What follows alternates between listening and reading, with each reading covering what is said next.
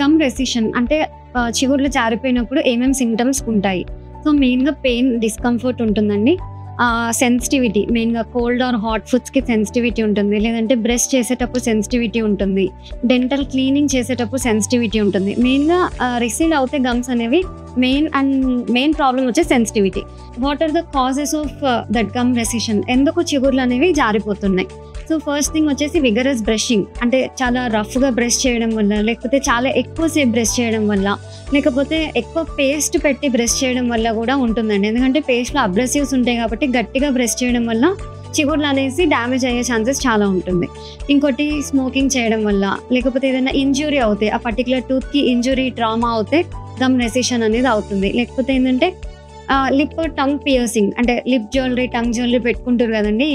So దానివల్ల ఏమవుతుంది అంటే విగరస్గా పక్కన ఉన్న చిగుర్లకి ఆ జ్యువెలరీ అనేది కంటిన్యూస్గా టచ్ అవ్వడం వల్ల కూడా గమ్ రెసిషన్ అనేది వస్తుంది. సో ఇంకొక కాజ్ వచ్చేసి ఇర్రెగ్యులర్ పొజిషనింగ్ ఆఫ్ టూత్, అంటే ఆర్చ్లో పళ్ళ వరుసలో ఉండకపోతే కూడా గమ్ రెసిషన్ వస్తుంది. అండ్ ఇంకోటి last but not least, and it is very important, underlying bone loss ఉన్న, పెరియోడాంటల్ డిసీజ్ ఉన్నా కూడా గమ్ డిసీజ్ అనేది వస్తుంది, గమ్ రెసిషన్ అనేది వస్తుంది.